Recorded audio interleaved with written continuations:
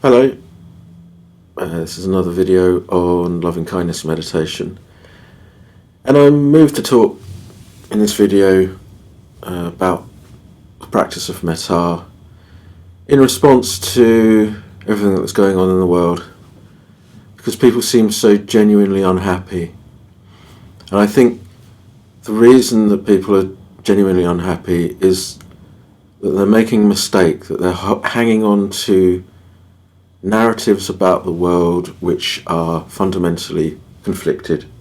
So they're narratives which are saying that the world is wrong and the world should be different, and then acting upon those beliefs and attitudes, and the consequences of doing so is that it exacerbates and increases that sense that the world is wrong, so that reinforces the conflict narrative, and then you get the mess that we're seeing at the moment. And people don't see necessarily that their narratives are conflict narratives. That is to say, they are narratives which willingly, albeit not necessarily entirely consciously, are willing conflict into the world. So it's, to give you an example, if I decide I want to go down to the supermarket to buy some goods, I have to first think it out in my mind, and then I can act it out. The Buddha said mind is the forerunner of all things. And in order for the world to be full of conflict, it can only be derived from what's going on inside people's minds. So by generating and then holding on to narratives of they're wrong, they need to be shut down, they need to be stopped, those are the very thoughts and feelings that perpetuate the conflict narrative and then bring those narratives into manifestation in the world. That's how it works. Mind is the forerunner. So the world is full of conflict because people in their minds are full of conflict. The problem is, of course, we feel justified in holding our views that they are the problem, that they are wrong, that they need to be controlled, that they need to be subdued. Their ideas need to be subdued. We feel that we're justified in that. We feel that we are holding the moral high ground. We feel that we are right, they're wrong, so it isn't that my narrative is the cause of conflict, they are the cause of conflict. My narrative is merely a description of that, but it's not. Life is unfolding in real time. It is a real-time rendering. We are fundamentally creative beings. And so the way that we use our minds, including the way that we narrate what's going on in the world, is actually helping to generate that world. So no amount of subduing the other, of trying to control the other, will produce peace. That's the other thing about the narratives. People who hold the narratives don't consider that it is a conflict narrative. It is a narrative designed to bring about peace in their own minds. They believe that acting out of that narrative will bring about peace. But peace is never the outcome of anything. Peace is indefinable. It's not a state that you create and hold in being. Peace is what's left in the absence of conflict. So acting out of a conflict narrative, trying to control the other, whoever that might be, and clearly I'm on nobody's side,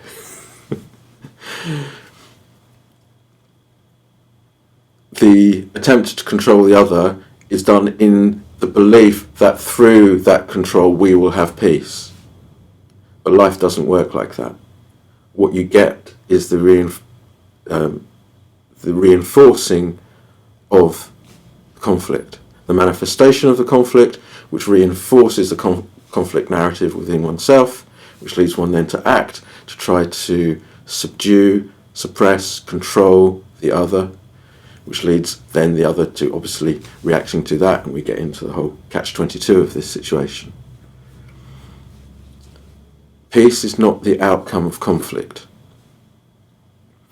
Peace is the absence of the conflict narrative. If somebody realizes that it is their own narrative that they keep producing, which is saying the other is the cause of the problem, they're the cause of the disquiet, if we eliminate them, then we'll have peace. If somebody comes to see that that very narrative, which they had up to that point believed was the way to peace, and that they realize that actually no, all that does is perpetuate the conflict, then there can be a real transformation, a real revolution, one that does not require you to control the other. The problem is, what you have to do is you have to accept the uncertainty, the moral ambiguity that comes with abandoning that conflict narrative and running the risk, therefore, of being overwhelmed by the other that you are seeking to suppress. But given how it is that upholding that conflict narrative and trying to oppress the other did not lead to conflict, is it possible that by abandoning that conflict narrative, by dissolving it, by ceasing to try to resolve whatever issue it was, by leaving the issue, whatever it is, unresolved, could it be that actually you'll find that the conflict dies down? Are you willing to gamble? Because it's not working doing it that way round, doing it the way of upholding this belief that we have to act in order to stop them, whoever they are, on with whichever side they are. And where does Metta fit into this? Metta is not a conflict narrative. We're creative beings. Mind is the forerunner of all things. The way we use our minds will be reflected in what is manifested in the world. Metta is not trying to resolve the problem of conflict at all. Metta is just allowing beings, whoever they are, including oneself, to be exactly as they are. And instead of looking at all the things which are wrong with people, Metta is a practice where we choose voluntarily to look at all the aspects of people which are good, beneficial, skillful, intelligent, wise. As a consequence, our perception of the world is transformed because we create this narrative where the world is not wrong, where the world does not need correcting.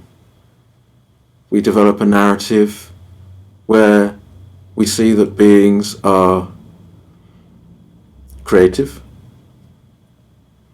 intelligent, funny, hardworking, devoted, loving.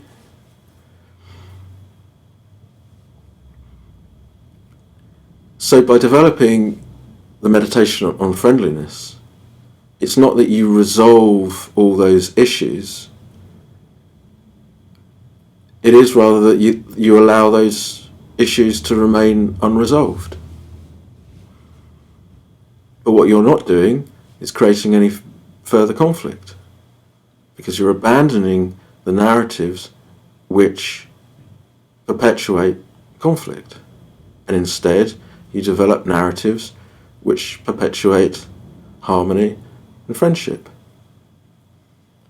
And this isn't to say that there aren't actions that people perform in the world which are inefficient, insensitive, selfish. Of course they are. But that's not the whole story. And what we do when we create these narratives is we are very selective. We curate. which pieces of information we are going to retain, and the wealth of information that does not conform to the narrative that we're spinning. So we curate very carefully which pieces of information we include and which pieces of information we reject, and we create and maintain our narratives based on small pieces of information. So I'm not saying that there aren't things that people do out there which are bad. Clearly there are. But that's not the whole picture by any stretch of the imagination. And what we do when we create a conflict narrative, we create this meta problem. We usually put an ism at the end of it, where we justify the belief that we have to go to war with, we have to suppress and oppress, we have to defeat this opposing meta problem, and we have the evidence from this carefully curated set of instances, which does not reflect reality accurately. But that meta problem, that ism, whatever it is, doesn't exist. It does not exist, other than as a narrative in somebody's mind. But if there is the failure to recognize that, then that meta problem is taken to be real. All our perceptions are filtered through that meta problem, and it is upheld as being real, and therefore we have to go and defeat that meta problem, that ism, whatever it happens to be. And it doesn't exist. Again, I want to reiterate, I'm not saying that those individual instances do not occur. Yes, they do occur. But this is the human realm. And the Buddha said that each of us does what we do in the belief that it is in our very own best interest. And when you practice loving kindness, and that starts to then gloss into compassion, and you recognize that the human realm is not everything. It is a realm in which we come into in order to test out all these possibilities, to find out truly what it is that is in our own best interest, and knowing that everyone, including you and I, have the capacity to change our minds about what we consider to be our very own best interests. Given all of that, you can then see that it's unfair, it's sad, it's in many ways it's terrible that these events occur, but they will always occur. And if we see the inefficiency, if we see the unwholesomeness of that action, something in us recognizes it for what it is and rejects it, then our responsibility is to say, okay, well, I'm definitely not going to act in that way. And what do we find with all these conflict narratives is that people acting on them end up doing the very, very same things that they're criticizing other people for doing, the very same inefficiencies, the violence. So, by abandoning conflict narrative, by developing a narrative of friendliness, and then acknowledging the inevitability of people performing these kinds of actions and recognizing their unwholesome, inefficient nature, and then saying, well, I'm not going to perform those kinds of actions, I'm going to perform actions based on a narrative of friendliness and service.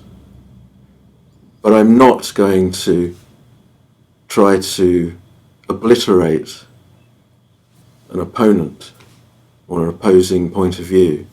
I'm not going to silence them. I'm not going to cancel them. I'm not going to oppress them. I am going to deal with the inefficiencies within my nature, and I am going to develop an attitude of friendliness by practicing loving kindness meditation. So these conflicts will just keep on occurring because that's what the human realm is like. But individually, do we need to follow the siren song of these conflict narratives? Or is it possible to abandon them and instead develop a different outlook, an outlook which most definitely does result in peace, harmony, good friendship? Okay, hope that was helpful.